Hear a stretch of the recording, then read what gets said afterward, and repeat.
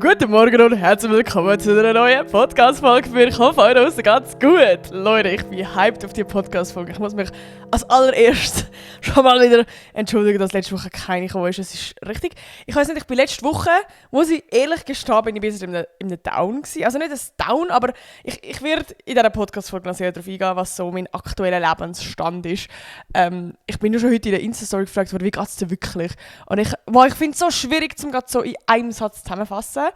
Weil es ist so, ich bin eigentlich mega happy, ich bin sehr, sehr happy, aber es fühlt sich gerade an wie Midlife-Crisis. Ich sage es, wie es ist. Aber Midlife-Crisis ist dann so negativ, also wenn man sagt so in einem Loch, und ich bin gar nicht im Loch, aber ich bin einfach so, dass ich Gefühl gerade mein ganzes Leben hinterfrage. Oder wie, ich weiss nicht, man sagt doch, man tut sich so alle 7 Jahre verändern.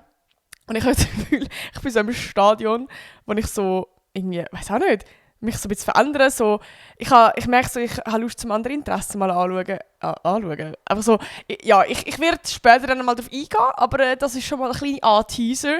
Und es tut mir an dieser Stelle leid, falls ihr irgendwie draussen Autos hört oder irgendwas. Ich tue eigentlich nie ein Fenster aufmachen beim Podcast aufnehmen, aber ich habe so gottlos heiß jetzt gerade vorher. Ich habe wirklich, kennt ihr das, wenn du so heiß hast und jetzt bei mir, da ist noch so ein Licht in meiner Fresse, dann, es ist einfach, boah, ich bin gerade so overstimulated gewesen, Alter, ich bin so richtig so, ja, darum ich war, sorry, falls jetzt gerade mit AirPods da, also mit Kopfhörern am Hören sind, aber nein, ich habe jetzt gerade das Fenster schnell aufmachen, sonst krepiere ich da rein. Ich hätte mich schnell umziehen, aber ich dachte, nee, wir wollen mal wieder slayen. Sonst habe ich immer ein Pyjama angefühlt beim Podcast und heute, gut, ich muss sagen, ich habe zwar vorher so einen 3-Stunden-Nap gemacht, also mein Make-up ist irgendwo gerade und meine Haare auch, aber egal, Hauptsache das Outfit ist am Slayen.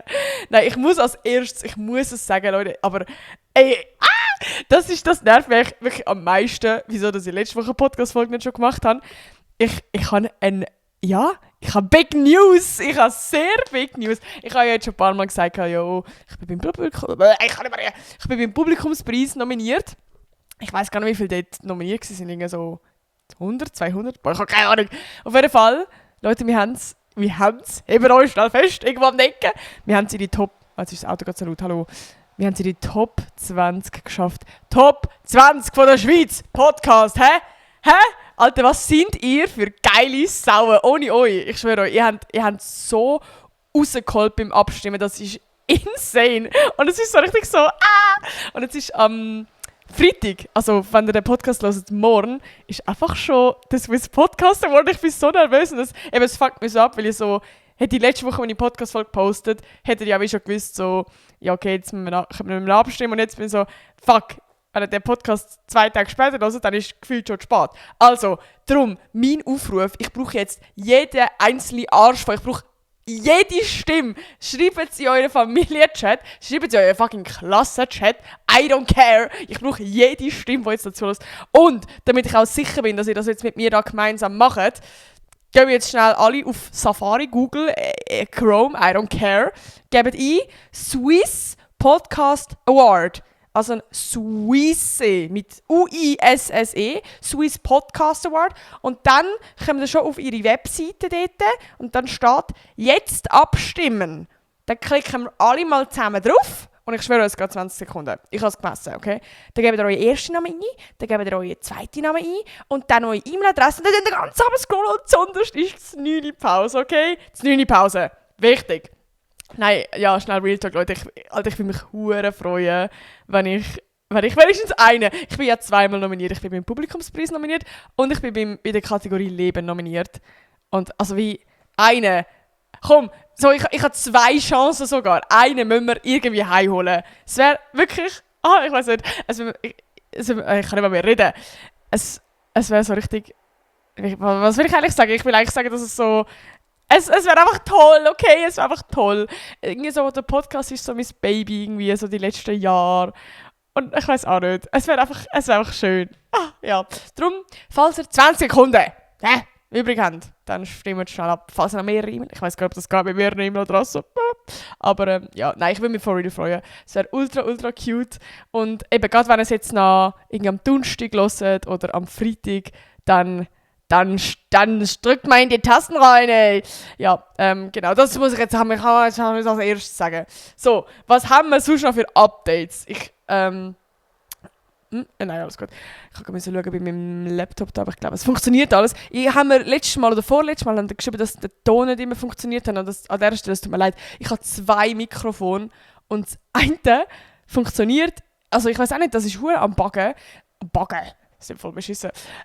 Also mir fällt es vor allem auf, wenn ich so das zweite mit jemandem aufnehme, dann brauche ich obviously so das zweite Mikrofon auch. Und dann ist gibt es so gewisse Störungen, aber mit dem Mikrofon sollte es, glaube ich, kein Problem sein. Ich habe es jetzt sogar extra immer angeschrieben. So, das Arschmikrofon und das gute Mikrofon. Und das ist das gute Mikrofon. Darum hoffen wir, es funktioniert alles. Aber ja, nein, ich habe jetzt 2 Wochen, wo ich euch erzählen kann, oh mein Gott, das ist eine Neverending Story. Ich habe wieder so viel erlebt und meine Emotionen sind auf und runter gegangen. Okay, also wir fangen an. Ich sage mal beim Swiss Music Award, wenn wir schon bei der Award-Kategorie sind. Ich bin eingeladen worden von Red Bull. Shoutout an Red Bull. Ja, an Swiss Music Award. Und es ist irgendwie, wow, es ist so geil gewesen. Ich weiß auch nicht. Ich sage jetzt schnell ehrlich, ich hoffe, das ist jetzt nicht ein random Swiss Music Award. Aber wir sind halt bei diesen Tisch vorne gesessen, bei diesen Runde. Und es hat so, in der Mitte hat so Free Alkohol gegeben. Und ich bin so, also, als ich das letzte Mal am Swiss Music Award bin, sind wir wirklich so, der Can und ich so das zweite am Tisch gesessen, so ein bisschen da vorne, mit so fremden, erwachsenen Menschen. Also es war so easy gewesen, aber es sind so, weißt du, alle so High-Class angelegt gewesen und haben so übel ernst und wir sind wie so geguckt und es ist so, okay, so ein bisschen boring gewesen, sag ich mal, für uns jetzt sozusagen. Und jetzt diesmal sind wir halt mit dem Red Bull-Team gewesen, und ich kenne praktisch alle, die an unserem Tisch gesessen sind. Und, also es sind auch noch andere Influencer und so sind da gewesen. Und darum, es ist wie so, es ist so toll gewesen. Es hat richtig Spass gemacht. Ja, keine Ahnung, wir sind halt so ein bisschen am rumblödeln. Nein, okay, das ist nicht ein bisschen respektvoll. Wir haben Spass gehabt, auf jeden Fall, sagen wir es so. Ja, das war sehr geil gewesen. Dann, ich bin, das klingt jetzt wie ein weird Flex, ich war ein paar Mal auf einem Red Carpet gewesen. Nein, aber ich bin diesmal, also ich weiss nicht, ich glaube, ich habe noch nie so eine kranke Red Carpet Experience gemacht. Weil sonst, ich muss mir vorstellen, es ist meistens so, also manchmal ist es auch ein Green Carpet oder sonst irgendwie, dass du halt wie so schnell drauf gehst und dann hat es meistens so 1 oder 2 Fotografen und die machen, oder Fotografinnen, und die machen machen ein paar Bilder von dir und dann sie so abwinken, so quasi, ja, ist gut, next. Und das geht meistens so, keine Ahnung, boah, ich bin voll schlecht am Schätzen, 5 Sekunden. Gut. Okay, auf jeden Fall, das ist so meistens Experience. Und jetzt, also, boah, ich weiß auch nicht, das war schon noch crazy gewesen. Ich habe mich gefühlt wie so ein Megastar, oh mein Gott. Du kommst so rein und dann tun sie zuerst mal, also wie, sie haben schon meinen Namen gewusst, ja, Nati Style. Ich so, wow, okay. Dann haben sie mich so wie zu den Fotografinnen geschickt. Und das No-Joke etwa so, boah, sicher so 8 gewesen. Und die sind alle so am Bilder machen gewesen. Und ich bin es mir halt mega gewöhnt, weißt du, dass die so nach so ein paar Sekunden so sind, ja, next. Und die sagen einfach, also ich weiß nicht, die haben so lange fotografiert, das hat sich angefühlt wie so 30 Sekunden. Ich weiss, 30 Sekunden ist nicht lang, aber 30 Sekunden ist lang. Ich habe wirklich so gedacht, so, jo, ich weiß auch nicht. Und nachher hast du so wirklich wie so, wo man so von so Ausschnitt kennt von so Celebrities, so, da in die Kamera, Natalie. Ich habe mich gefühlt wie so ein Megastar. Das ist insane. Und nachher kommt so die nächste Ding und jetzt sind halt alle von den Medien und Presse und so, halt so mit dem Mikrofon so Interviews und so geben. Das war auch lustig gewesen. Und nachher, Alter, das ist insane. Da kommt einfach wirklich vorne, es kommen so wie so Fans, sagen wir es mal so, wo wie hinter so einem Ding sind, weißt du, hinter so einem Band. Es ist wie im Film gewesen, what the fuck. Und nachher, ich habe gedacht, okay, jetzt bin ich fertig. Dann schreien for real Leute hinter dem Band, Nati, können wir ein Bild machen? Und ich so, oh mein Gott, also ich habe mich noch nie gefühlt wie so ein Star. Das war insane gewesen. Also es war verdammt lustig gewesen, aber ich habe mir also gedacht, was ist das? Also wie, einfach keine Ahnung. So die Abschrankung nach. Nein, ich habe es irgendwie lustig gefunden. Aber ja, das war meine Experience gewesen. Und oh mein Gott, auf dem Red Carpet habe ich noch den Niklas getroffen, random. Ich habe letzte Woche, glaube ich, vorletzte Woche, sorry, schon von ihm erzählt, dass ja mein Dad so Fan ist und wir haben sind das ins Konzert etc. Und ich habe ihm dann nochmal Hoi gesagt und so. Und so herzig. Er ist so, oh mein Gott, ja, die Dad ist so cool und so. Und all das ist so funny. Er hat ja wie eine Band und der Gitarrist ist, ein riesiger Fan von mir. Was ist das für ein Full-Circle-Moment? Ich kann ihm so, er hat wie Niklas erzählt, also Niklas hat mir das erzählt, dass er ja halt wie wo sie den Auftritt hatten, ist er gerade bei uns gestanden, der Gitarrist. Und er war offenbar mega nervös, weil er so im Augenwinkel mich und meinen Dad gesehen hat. Und weißt du, mein Dad ist mega nervös, weil er sie gesehen hat. Nein, was ist das für eine lustige, wie funny ist das eigentlich? So, und jetzt an der Aftershow-Party habe ich mega random seine Freundin getroffen.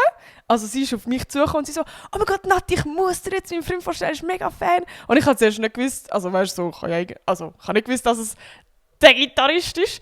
Und nachher, hat sie mir zu ihm gebracht und so erzählt, ja, er ist der Niklas. Und ich so, das bist du. Und so. Dann haben wir so mega lang geredet und es ist einfach so funny. Es ist so lustig. Was ist das für ein Full-Circle-Moment? Ich kann nicht mehr. Das war schon eines der lustigen Sachen von dieser Woche. Es gibt noch mal etwas. Und zwar, Alter, ich habe ja letzte Woche schon erzählt, ich bin ein bisschen ausgegangen, aber Alter, im Fall, wirklich in der letzten Woche, nein, das ist, ich weiss gar nicht, ob ich das erzählen kann. Ich bin 3-mal, wenn man den Swiss Music Award mitzählt, 3-mal im Ausgang gewesen. Ich bin am Donnerstag mit Aftershow-Party, dann am Freitag und am Samstag bin ich im Ausgang gewesen. Und ich meine nicht so bis um 1 Uhr morgens, sondern bis so gefühlt bis am Schluss, bis um 4, 5 Uhr am Morgen. Ich weiss gar nicht, wie mein Körper das mitmacht, aber ich weiss nicht, was mit mir los ist. Ich habe so Bock auf Ausgang und ich liebe es. Und das Geile ist, ich jetzt am Samstag, nein, ich habe am Freitag, ich habe wirklich so wenig also am Samstag habe ich gar nicht getrunken. Ich bin mit der Kollegin vorher, haben wir noch so einen Mango-Spritz genommen, aber das ist wie so, da habe ich irgendwie so um 6 Uhr am Abend genommen und nachher irgendwann später bin ich dann in den Ausgang. Also es ist wirklich, ich würde sagen, ich bin schon nüchtern in den Ausgang, so, ich zähle jetzt das nicht als, aber ich finde das so crazy, weil früher konnte ich mir nie vorstellen, wie es Leute gibt, die so wie jedes Wochenende in den Ausgang gehen, so, gerade wegen Kater und so. Und ich hasse es, einen Kater haben so. Eigentlich finde ich es hure ungeil, so mega drunk zu sein. Und irgendwie, seit ich so ein Ausgang-Girlie geworden bin, fühle ich es irgendwie so zum nicht trinken. Also ich weiss nicht, Nina trinkt ja seit Anfang Jahr gar nicht mehr.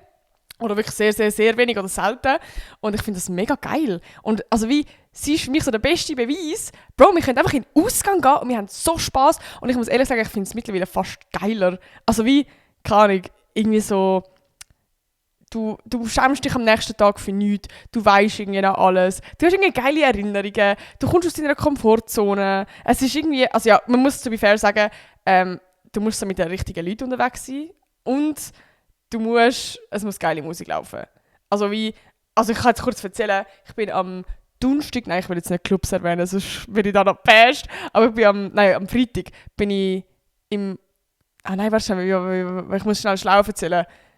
Am Samstag bin ich zum Beispiel in einem Ausgang mit der Nina und es war so schlimm gewesen. Ich bin noch nie so in einem schlimmen Ausgang gewesen. Also mit der Nina war es lustig und mit meinen Friends und so, aber Musik, ich habe insgesamt etwa 10 Songs kennt und es ist so, es hat geheißen, es ist 90er, 2000er, so, also wirklich ganz schlimm gewesen.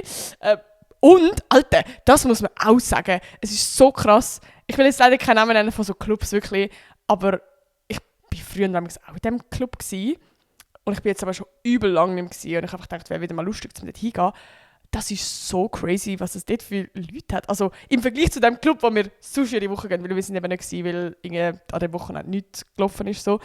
Alter, aber das ist so krass, der Kontrast von den Leuten, die dort arbeiten. Also, weil, Mann, ich hoffe, ich bin jetzt nicht am Gatekeeper da, also es wirkt nicht so, aber ja. Bei dem Club, wo wir amigs gehen, das sind so herzige Leute, die dort arbeiten. Die sind alle so herzlich und cute, weißt du, so, wenn sie so die Jacke nehmen, die so hey und bla bla. Und einfach mega herzig. Und auch die Leute, die im Club sind, das sind alles Girls dort. Ich liebe das. Also wirklich, wenn du so durch die enge Menge durchlaufst und du, keine Ahnung, du stehst jemand, muss für sie auf den Fuß, keine Ahnung, dann dreht sie sich um und sie sagt, oh mein Gott, sorry und so.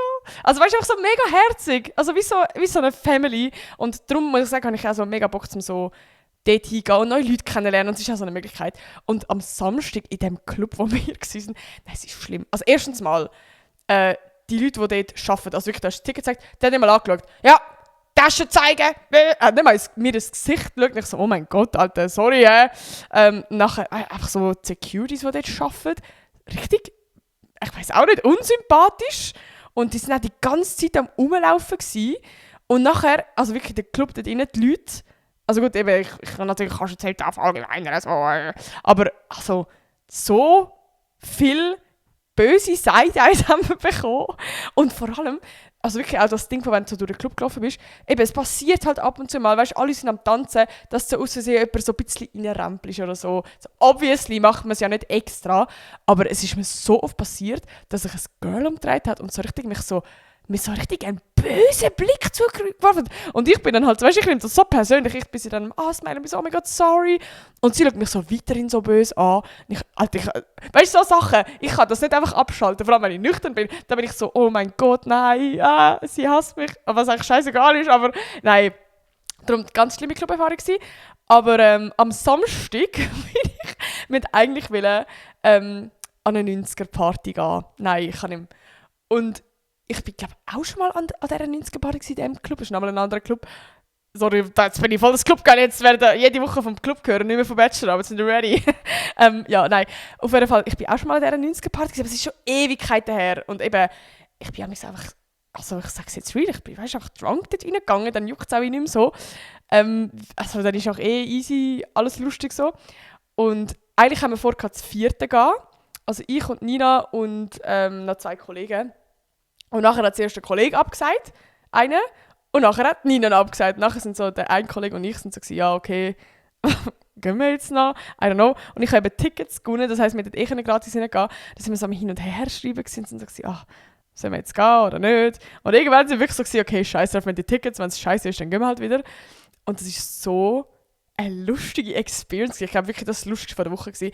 Das sind, ich mir vorstellen, das ist nicht einfach ein Club gsi, beziehungsweise ja schon, aber bei der 90er-Party, das ist so, da hat es wirklich Boomers drin, also Ü35, wirklich nichts tiefer hat es drin gehabt. Wir haben den Altersdurchschnitt aber komplett abgezogen. So lustig, nein, und die haben so einen ganz anderen Vibe, also die sind wirklich so, die tanzen auch so anders und es ist so lustig gewesen, es war wirklich hilarious gewesen. Und dann machst du so einen Circle mit denen und ich weiß auch nicht, also das war funny gewesen. Kann ich weiterempfehlen. Wir haben dann in dem Sinn zum Glück, also was heisst zum Glück, wir haben dann noch Kollegen von mir getroffen, mega random, die sind auch so gewesen, was zum Glück machen wir da. Aber es war so lustig gewesen, also wirklich Ü35 Partys kann ich weiterempfehlen. Was very funny. Aber ja, was ist noch so? Ich habe gedacht, ich lese mal wieder einen Kommentar vor. Ich glaube, letztes Mal habe ich wirklich gar keinen Kommentar vorgelesen. Shame on me! Also, ich hoffe, es ist okay, wenn ich dich grüße, aber du hast ja einen Kommentar geschrieben, das heisst, man sieht den öffentlich. Darum, ich grüße dich ganz fest, Ilena. Sehr schöner Name. Hey Nati, ich höre deinen Podcast mega gern und er ist auch immer richtig cool. Es würde mich mega freuen, wenn du mal darüber reden könntest, was man machen soll, wenn man für jemanden Gefühle entwickelt, aber der andere nicht weiss, ob es ihm gleich geht. Dazu macht er dir eigentlich Hoffnungen, dass es etwas könnte werden, aber im nächsten Moment ist er wieder mega abweisend. Er tut zwar immer so, als ob er etwas mit dir machen möchte, aber wenn du ihn fragst, findet er immer Ausreden. Sorry, ein anderer Dialekt ist, ich bin überfordert. Meine Frage ist, was sollte ich machen? Also, Ilena, ich bin mir sehr sicher, dass wirklich gefühlt die meisten, die jetzt hier zuhören, gleiche Meinung werden sie wie ich. Aber, der sehe ich. Typen, ich sage das einmal, Typen sollten euch behandeln wie eine fucking Prinzessin. Das geht nicht darum, dass sie dir mal wieder Zuckerbrot geben oder wieder peitschen. Das ist nicht das Ziel. Sie sollen obsessed mit euch sein. Nein, aber es ist schnell Real Talk. Also wirklich, sogar das Zuckerbrot und Peitschen ist so ein typisches Ding. Ich rede aus Erfahrung. Und ich habe wirklich so ein bisschen gelernt, dass, also muss ich jetzt wirklich selber, ich rede jetzt von mir sonst, dass ich das auch schon kann, dass ich so einen Crush auf einen Dude hatte, der eben genau das macht mit dem, immer mal wieder so die Aufmerksamkeit, die Bestätigung. Man freut sich irgendwie so ein bisschen, wenn so ein Kompliment kommt und einfach so die Aufmerksamkeit und so das Gefühl bekommen von, oh mein Gott, ich bin wichtig, ich habe einen Wert. Aber dann kommt wieder so das Gegenteil. Das ist wirklich so, es wird alles wieder so, du wirst einfach ignoriert, du wirst kalt behandelt, dir wird lange nicht zurückgeschrieben, als würde er sich null für dich interessieren. Das ist wirklich so komplett hin und her. Und das ist genau das, was eigentlich uns oder mich emotional abhängig gemacht hat. Es hat nichts, ich habe das mega lernen, es hat nichts damit zu tun, dass ich einen Crush auf den habe. Vielleicht, ich weiß nicht, ob es bei dir jetzt genau gleich ist, aber ich habe wirklich so, im Nachhinein muss ich sagen, das ist einfach fucking emotionale Abhängigkeit von dieser Aufmerksamkeit, von dem, ja, das ist eigentlich fast ein bisschen wie so eine Droge, wo so, du bekommst es und wenn du es nicht hast, dann hast du so, fühlst du dich wie so, wärst du auf Entzug und dann brauchst du es ja umso mehr und dann, ja, ich weiß auch nicht, also wie, Ich sage da ganz klar, wenn der dich nicht wie eine Prinzessin behandelt, dann schiessen in den Wind. Nein. Also es ist immer so einfach gesagt, eben gerade wenn du so in dieser Situation bist, dann eben, du hast ja irgendwie einen Crush, du brauchst das, du brauchst ihn und irgendwie ist es so scheiße. Aber ich würde, glaube als erstes mal einfach klar kommunizieren, falls das nicht unangenehm ist. Aber ich schwöre, wenn du das machst, das ist geil. Dann hast du einfach Klarheit, ich weiß nicht. Und zwar einfach sagen, schreiben, hey, ich merke, bei mir entwickelt sich langsam ein Gefühl, wie ist das bei dir so? Es ist nicht immer so Basic-Ass-Shit, aber ich schwöre so, manchmal ist es einfach geil, so klare Karte auf den Tisch. Und ich kann mir auch vorstellen, gerade wenn du ihn so damit konfrontierst, dann siehst du relativ klar, so, okay, wie ist die Sache? Also wie, wenn jetzt nachher so Ausreden kommen, also weißt du wie, wenn keine klare Antwort kommt, wenn die ganze Zeit so, ja, ich weiss nicht, nein, das ist einfach ein Nein. Dann hat er keinen Bock, dann bist du einfach gerade so die Person, die gerade spannend in seinem Leben ist, die ihm so ein bisschen den Kick gibt, die so ein bisschen, weißt du, so ihm sein Ego pusht und so und das brauchen wir nicht, okay? Wir sind besser als das. Genau, also wie, ich muss eigentlich noch aufgeschrieben haben, was ich will, macht dich nicht so unsicher, Alter. Genau. Das zu dieser Ding. Aber ich könnte ja gerne mal Kommentare schreiben, was eure Meinung zu dem ist. Oder soll ich eine Abstimmung machen, oder ist das gemein? Weil es nimmt mich wirklich wunder, was ihr zu dem denkt. Wir machen mal eine Abstimmung. Schiessen wir ihn in den Wind oder nicht? Gut. Was haben wir noch? Ich habe eine neue Kategorie eingefügt, Leute. Sind ihr ready? Vielleicht mache ich die auch noch diese Woche, aber ich habe jetzt Bock gehabt. Und zwar die Musik, also was der Song von der Woche. Weil ich habe mega oft, jede Woche, wenn ich so, also ich bin jetzt wieder mega am Songs irgendwie so finden, entweder halt vom Ausgangclub oder einfach sonst. Ich bin voll wieder in der Musik hören. Manchmal habe ich so Phasen, wo ich so wirklich einen Monat lang keinen neuen Song habe und dann höre ich so meine alten Songs und ich gehe irgendwann auf die Eier. Und jetzt bin ich wieder an neue Songs finden und bin so, oh mein Gott, voll geil. Darum, mein Song von der Woche ist Zeichen vom Feiern. Schick mir ein Zeichen. Alter, so geil. So geil. Ich habe den Feiern, ich habe irgendwie noch nie von dem gehört. Vielleicht habt ihr schon von dem gehört. Der macht voll die Banger. Der macht hure Banger. Ich habe so 4 Songs instantly geliked. Drum, geiler Song. Zeichen. Lass mal rein. So. Und was haben wir noch? Ja, ich kann jetzt schon wieder voll labern mit Bachelor, aber ich sage, ich habe eigentlich gar keinen Bock selber. Es ist wirklich, ich bin wieder am Tiefpunkt. Ich habe wirklich jede Woche wieder einen Höhepunkt, dann wieder einen Tiefpunkt. Ich bin wieder am Tiefpunkt. Es ist einfach wie so, ich habe die letzten 2 Wochen irgendwie nicht so viel gemacht. Also es ist wie, ich weiß auch nicht. Ich bin so in dem Clinch von, ja, irgendwie muss ich meine Bachelorarbeit jetzt mega planen. Also weißt du, so dramaturgiemäßig, weil das gehört zu meinem Studium und das macht ja irgendwie auch Sinn, wenn du so ein grosses Projekt machst. Und auf der anderen Seite kannst du bei meinem Projekt auch gar nicht so viel planen, weil es ja, also wie, weil ich die Leute halt in meinem Prozess mitnehme. Also ich mache ein Video, ja, wo ich ein Schwein versuche zu retten und auf den Lebenshof zu bringen, also zu retten vor dem Schlachten. Und es ist wie so, ja, okay, ich kann schon planen, wie das nachher wird rauskommen. Also mäßig so, okay, ich werde das Schwein retten und dann wird es zuerst mal so und nachher so. Aber das fühlt sich so fake an. Also es ist eigentlich auch fake. Also, keine Ahnung. Und safe, du kannst eine Dramaturgie planen und nachher kommt es komplett anders. Aber ich kann das irgendwie nicht. Dann ist mein Spice auch weg. Mein Spice, um ein Video zu machen, ist von dieser Spontanität leben. Und das habe ich mega gemerkt jetzt in letzter Zeit. Also jetzt gerade bei der Podcast-Folge. Ja, und ich glaube, ich habe es komplett unterschätzt, was ich da machen muss. Bro, ich muss zuerst mal einen Lebenshof finden, wo ein Schwein will aufnehmen will, der Lust hat, mit mir irgendwie so ein Video umzusetzen. Dann muss ich ein bisschen shit noch ein Schwein finden. Also falls ihr, das ist jetzt mein Appell an euch, falls ihr keine Connections habt zu, egal ob Metzger, jemand, der in einem Mastbetrieb arbeitet, der in einem Schlachthof arbeitet, der als Bauer arbeitet, I don't know, und Schwein hat. Und sie, war das dann mega schlimm wirklich, aber so, sie dem demnächst irgendwie schlachten will oder keine Ahnung was, hit me up. Geben mir den Kontakt, schreiben mir auf Insta. Ja, das wäre crazy. Und sonst eben, ich habe wirklich Bachelorarbeit, es kotzt mich an, wirklich. Ich bin einfach froh, wenn das fertig ist. Aber ich muss sagen, ich bin jetzt so ein bisschen, eigentlich mehr so ein bisschen aussen am Planen. Ich habe fast mehr Bock zum Planen, was ist, wenn das Video fertig ist. Ich habe zum Beispiel Lust, ein Event zu machen, wo ich so Premiere mache, wo das Video dann kommt. So Sachen hätte ich irgendwie ich habe viel mehr Bock, so Sachen zu planen. Und dann so Snacks und so meine Präsentation vorbereiten. Und I don't know, da hätte ich fast mehr Bock als Video machen. Aber naja. Genau, und sonst, was haben wir noch?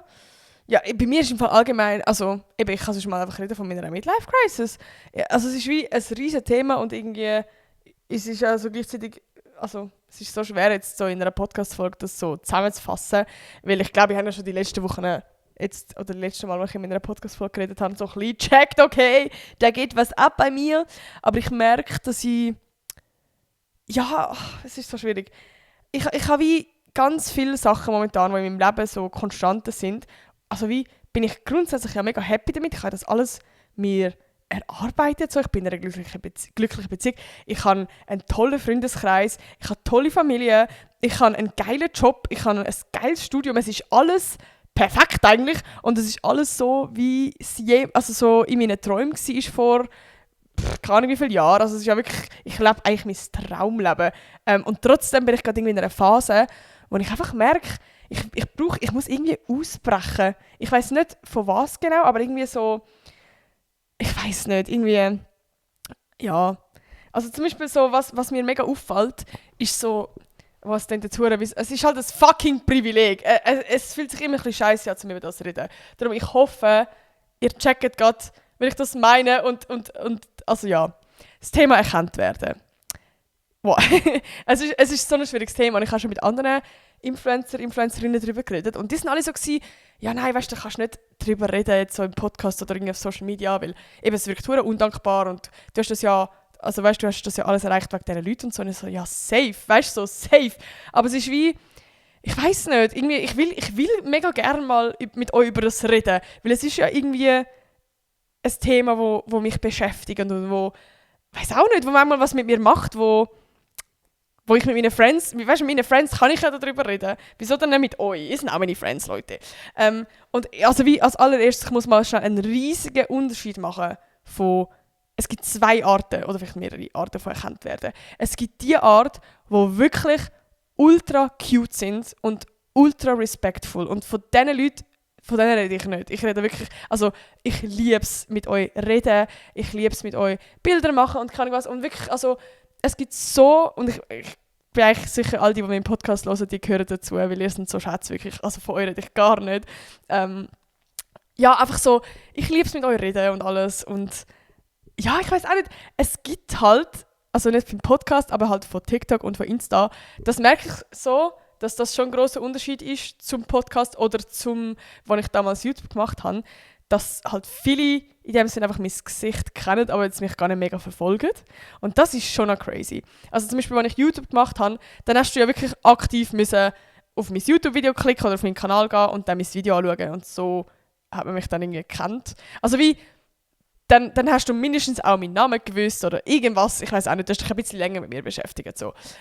Und ich merke halt wie, einfach, es gibt so viele Leute, die halt vielleicht mich auf seiner For You-Page haben und dann mein Gesicht kennen. Und das passiert mir schon ab und zu, dass dann halt Leute eben, kann ich, dann bist du im vollen Bus und dann steht irgendjemand hinter dir, hey, TikTok, TikTok! Und ich merke so, ich kann, also wirklich, also es ist vielleicht jetzt auch gerade die letzten 2 Wochen, 3 Wochen, es ist wirklich öfters passiert und ich habe einfach gemerkt, ich komme so an meine Grenzen. Weil ich bin sonst schon ein Mensch, aber wenn ich in einem vollen Bus bin und am Morgen in die Schule muss, ich habe dann meine Kopfhörer rein und ich möchte so undercover wie möglich eigentlich sein. So, I don't know. Und dann, wenn irgendjemand durch den ganzen Bus TikTok schreit und alle mich anschauen, wie zum Fick würde ich reagieren? So, es ist wirklich einfach so, also ich merke, wie so, es wird dann von mir erwartet, dass ich dann wie so mega lieb, so hey, hi. Also ich weiß nicht, weil das fällt mir auf, sobald ich nicht reagiere, dann sind die Leute gerade so pissed und sind so, hey, du bist ja mega unsympathisch. Und ich bin so, Alter, du, es ist einfach gerade so eine unangenehme Situation für mich, wo du jetzt gerade nicht kannst, also jetzt gerade null checkt, dass es für mich gerade voll scheiße ist, irgendwie so die Situation. Ja, also eben, es ist für mich mega schwierig, mit euch darüber zu reden, weil ich hoffe gerade wirklich, ihr nehmt es gerade so auf, wie ich es meine. Ja, also wie, eben, es sind keine First-World-Problems, um Gottes Willen, aber ich merke einfach, dass gerade das Thema so erkannt wird, oder auch zum Beispiel im Club, so, ist halt einfach so, dass wenn Leute drunk sind, dass sie halt die Grenzen ein bisschen weniger spüren und das finde ich wie manchmal schon auch schwierig. Also jetzt, gerade wenn du irgendwie so alleine heimgehst und dann hat es so eine Drunk-Männergruppe, die irgendwie an der Busstation am Warten sind und dich erkennen, also wie, es ist einfach, ja, ich sage ehrlich, es gibt schon mega unangenehme Situationen, oder wenn ich mich mega unwohl fühle, oder eben wenn du so im Club bist und Leute sind drunk, die sind dann einfach auch auf einmal so, ja, eben die checken wie Grenzen nicht. Also es hat auch schon gegeben, dass Leute ultra, Mann, ich fühle mich immer so doof über das reden, weil, ja, so ultra körperlich näher kommen. Und ich bin dann fast so ein bisschen überfordert. Und gerade wenn ich jetzt halt nüchtern im Club bin, fällt mir das halt noch viel mehr auf. Und dann merke ich viel mehr, dass es was mit mir macht, weil es mir irgendwie so, weil ich mich unwohl fühle damit. Ja, das ist so das Ding. Und ich muss jetzt wirklich sagen, ich habe jetzt so eine Grenze für mich gezogen, wo ich gemerkt habe,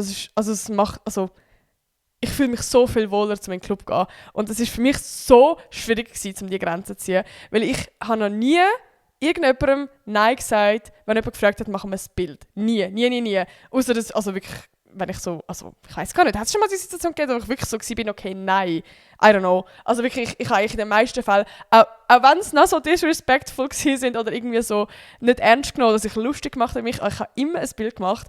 Und ich habe auch schon wirklich Freunde gehabt, die mir gesagt haben, du musst einfach nicht immer Ja sagen, du darfst einfach mal Nein sagen. Und ich habe gesagt, nein, ich kann nicht. Ich kann wirklich nicht. Weil es hat einmal, bevor ich mit Social Media angefangen habe, hat es eine Situation gegeben, wo meine Schwester in der Body, mega random, hat sie irgendeinen Kandidat von Bachelorette, glaube ich, oder so, oder Bachelor, ich weiß gar nicht mehr, hat sie dort gesehen und getroffen. Meine Schwester hat gesagt, oh mein Gott, der steht und so, weil sie hat Bachelor geschaut, oder Bachelorette, ich weiß nicht mehr. Und ich habe sie halt mega ermuntert, so komm, frag doch nach meinem Foto und so. Und sie ist so richtig so, Und dann sind wir halt zusammen zu dem gegangen und der hat dann eben Nein gesagt bei meiner Schwester nach meinem Foto. Und sie ist wirklich so gewesen, oh mein Gott, also es ist so richtig, weißt, es braucht so viel Mut, es hat so viel Mut gebraucht, dass sie zu ihm gegangen ist, nach meinem Foto gefragt hat und er hat auch so Nein gesagt. So, ja, weißt, ich check schon, es ist in einer Body und so und ja, aber ich weiß auch nicht, das ist für mich so eine richtige schlimme Core-Memory von meiner Schwester, wo ihr das Herz, sie weiß wahrscheinlich nicht mehr, aber ich habe, also wie, das ist mir bei jedem Mal, wenn mich jemand nach einem Bild fragt, ist mir das Szenario so im Kopf von, okay, nein, ich will niemals Nein sagen, weil, also wie, es kann ja auch sein, dass, ich weiß es auch nicht, dass du in einer Gruppe bist und vielleicht, I don't know, keine Ahnung, ich bin mir gewesen, nein, ich will nie Nein sagen und eben jetzt, wirklich gerade jetzt in letzter Zeit, wo ich so am Ausgang war, hat es auch ein paar Situationen gegeben, wo ich mich so unwohl gefühlt habe. Und wo, weißt du, dann also, ich rede gerade von einer Gruppe, wo alle drunk sind. Und es geht nicht darum, dass sie mich wirklich cool finden und wirklich ein Bild mit mir machen wollen, sondern es ist mehr so, hey, du bist die von TikTok und so. Und es ist auch letztens, ist einfach einer zu mir gekommen und eben sagt so, hey, bist du von TikTok, gell? Können wir ein Foto machen? Und ich so, ja, safe. Ich habe schon gemerkt, okay, ich fühle mich gerade nicht so wohl. Also wie, es ist nicht so, ich habe jetzt das Gefühl, der findet mich jetzt wirklich cool oder der kennt mich jetzt. Und nachher fängt er einfach so ein Video an, filmen und sagt so, ey, schau mal, wer ich da drauf habe, so eine TikTokerin da, wie heisst du eigentlich? Und ich habe mich einfach so gefühlt, wie so ein fucking Tier im Zoo. Und dort, also wirklich, das ist für mich so das Ding, wo ich gemerkt habe, okay, Bro, ich habe keinen Bock mehr. Und dann ist nachher ganz später noch so jemand gekommen und ich bin so gewesen, sorry, ich mache keine Bilder im Ausgang. Das war das erste Mal, wo ich das so gesagt habe. Und es hat sich geil angefühlt. Einfach, also wieso, ich weiß auch nicht, so, es fühlt sich manchmal wirklich an, so bei ganz so Leuten, wo irgendwie einen wirklich wie so behandeln wie so ein Tier im Zoo, du fühlst dich manchmal so entmenschlicht. Und das ist so ungeil. Und darum ist es für mich irgendwie so, ja, so ein bisschen Empowerment gewesen, so einfach können sagen, hey, ich muss nicht unbedingt. Also, checkt ihr so irgendwie und das ist irgendwie, ja, das war für mich so ein bisschen ein Dingskall gewesen, dass ich jetzt für mich beschlossen habe, im Ausgang keine Bilder mehr zu machen. Und einfach, also wie, ich merke so, dass ich mich so viel wohler fühle. Also wie, wenn man mich auf der Straße oder irgendwo sieht, safe, wir machen gerne Bilder. Und eben, ich check ja so ein bisschen, wenn es jemand ist, wo mich wirklich cool findet, wo wirklich mit mir das Bild will machen will. Nicht irgendwie einfach, weil ich TikTokerin bin, sondern einfach, weil sie mich cool findet. Und das ist so ein Unterschied. Das ist so ein harter Unterschied, ich schwöre. Genau, darum, ja, es ist jetzt irgendwie so schwierig, weil wenn es so wird, wenn es dann die Situation wird geben, wenn ich im Club wirklich angesprochen wird von einer cute Girl oder whatever, ich weiß auch nicht. So, eigentlich will ich ja dann gleich ein Bild machen. Auf der anderen Seite will ich eben auch nicht, dass andere dann sehen, okay, jetzt macht er doch Bilder, ich weiß es nicht. Ja, darum, eigentlich, ich würde jetzt, glaube für mich einfach mal in Zukunft den Schlussstrich ziehen, so im Ausgang nicht. Auch einfach nur, also auch wenn ich jetzt nicht trinke, aber auch wenn ich würde trinken, so ich finde es eigentlich schon ungeil, so Bilder von mir, dass Leute Bilder von mir haben, wenn ich dann irgendwie so drunk bin, wo ich weiß doch auch nicht, ja, vielleicht checken das so ein bisschen, aber das ist für mich irgendwie so schon ein ultra crazy Step, zum jetzt einfach mal so da so eine Grenze setzen. Ja, darum, ich halte mal auf dem Update, wie das so wird. So. Eben, ich habe es jetzt erst seit letzter Woche beschlossen. Aber wie, ich weiss einfach, ich merke sowieso, ich fühle mich viel wohler irgendwie gerade im Ausgang, weil ich einfach so kann... Weißt du, du kannst ja auch mega lieb Nein sagen. Es geht ja nicht darum, dass ich dann so bin, so «Nein!», sondern ich bin so «Hey, mega, mega cute» und so. Ich habe einfach für mich beschlossen, dass ich keine Bilder im Ausgang will machen und so. Aber wenn wir das sonst mal sehen, können wir mega gerne ein Foto machen oder keine Ahnung. Aber wie... Ja, das war für mich so mein Learning von dieser Woche gewesen. Genau, und sonst, also eben darum habe ich irgendwie gerade, weil das die letzten Wochen wirklich öfters passiert ist, habe ich einfach irgendwie so einen, ich weiß auch nicht, so ein kurzes Down gehabt, was Social Media geht. Also ich war wirklich so wieder gewesen, wo ich eigentlich gar keinen Bock mehr, also wie Social Media selber macht ja mir schon Spass, aber einfach dann so die Art von weirden Experiences machen, ich habe einfach keinen Bock mehr. Und ja, es sind wie so ganz viele Sachen so haben so zusammengehängt. Ich habe so wie gemerkt, ich mache so wie allgemein auch so eine Veränderung durch von eben so Interessen, von Ausbrechen. Ich möchte irgendwie wie so ein bisschen jemand Neues sein. Ich weiß voll nicht, ob man das nachvollziehen kann. Aber mich wie so ein bisschen neu erfinden und ich weiß es nicht. Ich kann es wirklich nicht gut beschreiben. Und darum merke ich auch so, wenn ich Leute im Ausgang treffe, die mich nicht kennen, die keine Ahnung haben von Natti-Style. Ich finde das so geil. Ich geniesse das. Ich glaube, es gibt wirklich gerade nichts, was ich mehr geniesse gerade. Einfach weil es fühlt sich an, als hätte ich gerade die Möglichkeit, über Neues zu sein. Das ist auch so falsch, aber es ist so, okay, die haben gerade... Ich bin gerade ein leeres Blatt, eine leere Leinwand. So. Die sind nicht vorgenommen. Und also ich habe es auch schon oft erlebt, dass dann wie so, aha, okay, da ist so eine TikTokerin, wo... Ich weiss nicht, es gibt so viele Vorurteile gegenüber Influencer und viele hassen ja auch so Influencer, keine Ahnung was. Du wirst einfach in die eine Schublade gesteckt. Und ich weiss auch nicht, ich habe wie so gemerkt, irgendwie fuckt mir das langsam so ein bisschen ab, so immer in die eine Schublade gesteckt werden von so, ja, die Influencer, so, die haben nichts erreicht, die haben kein Talent und die haben nicht... So, Bro, ich mach einfach Videos. Das macht mir einfach Spass. Ich sage nicht, dass das mein Talent ist. Ich sage nicht, dass... keine Ahnung. So, darum... Ich merke, das macht mir gerade mega Spass. Einfach wirklich Leute kennenlernen, die mich nicht kennen. Ich glaube auch, weil ich irgendwie so... Ja, das gibt mir irgendwie so... Wenn ich merke, hey, wir viben zusammen, die finden mich cool. Einfach wegen meinem Charakter, wo ich jetzt gerade bin. Das ist irgendwie so ein schönes Gefühl. Das ist nicht so, ich weiß gar nicht, ob ich das nachvollziehen kann. Ich bin gerade einfach am Jeppen. Ich hoffe, ich komme gerade irgendwie nach oder checken gerade meine Gedanken. Vielleicht checken sie auch selber gar nicht ganz 100%. Aber wie das ist gerade irgendwie so in meinem Kopf abgegangen. Oder auch zum Beispiel so das Thema Beziehung. So, ich bin eigentlich mega happy so in meiner Beziehung mit dem Can. Wir sind aber auch schon 7 Jahre zusammen. Und ich bin jetzt aber so, also wir sind wie beide so am so miteinander reden. Und das finde ich actually geil, dass wir über das reden können, weil ich glaube, es gibt sehr wenig Beziehungen, wo so das Thema Schluss machen oder so Zukunft, wo vielleicht nicht eine gemeinsame Zukunft ist, dass es so voll das Tabuthema ist. Und wir reden mega offen über das. So, also wir sind halt schon mega lange zusammen, so seit ich 17 bin. Das ist jetzt ein Gefühl 10 Jahre her. Also ja, 7 Jahre. Genau, und also wieso, ich war ja ein Baby dort und er auch. Und es ist ja logisch, machen wir beide eine Entwicklung durch und beide eine Veränderung. Und ich weiß auch nicht, ich finde es gerade mega angenehm, so mit ihm über das zu reden. Einfach weil so, ja, irgendwie so, es fühlt sich so mega healthy an. So wie, er ist ja auch mein bester Kollege und also wie, auch wenn wir uns irgendwann mal würden trennen, ich weiss, wir würden als Team rausgehen. Also wie, wir sind so ein unglaublich starkes Team. Aber es ist wie, ich weiß auch nicht, ich bin gerade, ja, also chillt Leute, ich bin jetzt nicht gerade am Schluss machen, so gar nicht. Aber ich bin einfach wie so, bei allen Punkten einfach mal am hinterfragen, hey, will ich das überhaupt in Zukunft? Ist es das? Macht mich das glücklich? Voll. Und ich glaube, ich bin gerade einfach wie mega offen mit meinen Friends, mit dem Can über alle diese Sachen am Kommunizieren. Und das ist wie gerade, ich liebe es gerade. Und ich merke gerade, mir tut es irgendwie gerade auch so, also ich bin gerade so happy.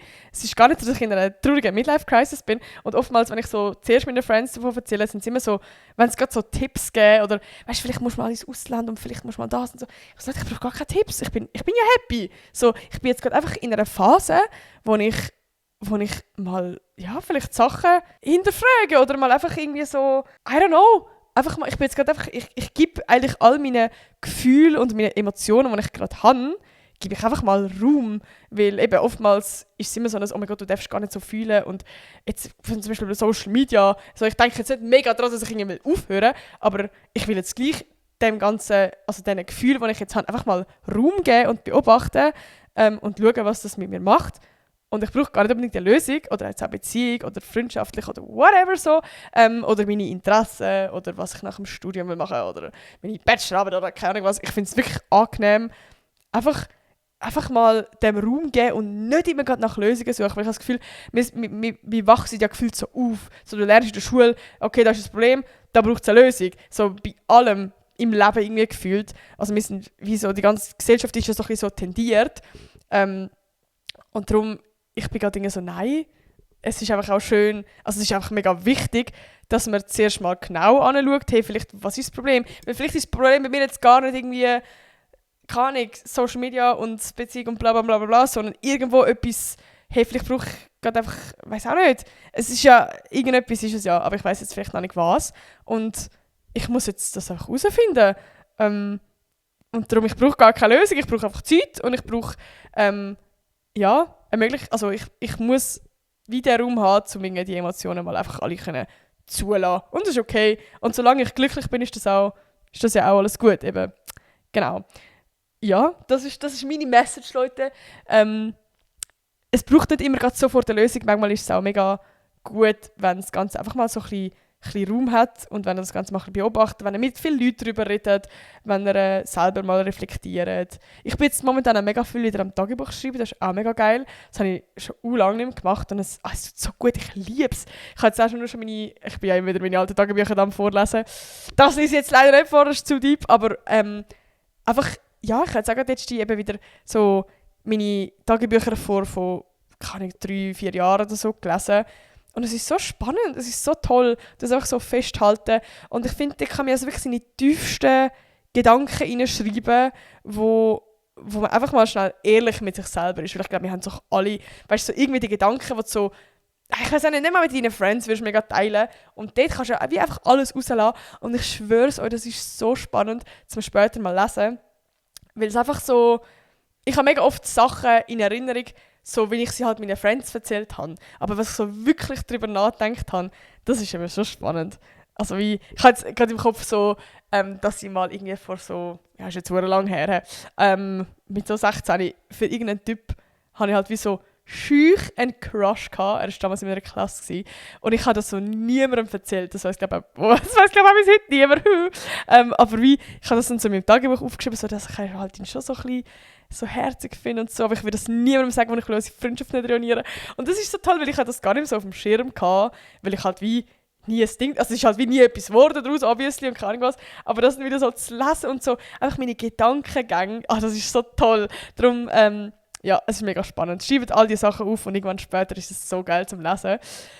Aber ja, ich will sagen, das war es langsam mit dieser Podcast-Folge. Ich habe jetzt ewig voll gelabert und ich will sagen, vergesst nicht abstimmen. Noch auf ein letztes Mal, wie gesagt, schickt es allen euren Friends und tut die Story und I don't know. Nein, ja. Nur schon, wenn ihr abgestimmt habt, bin ich sehr, sehr happy.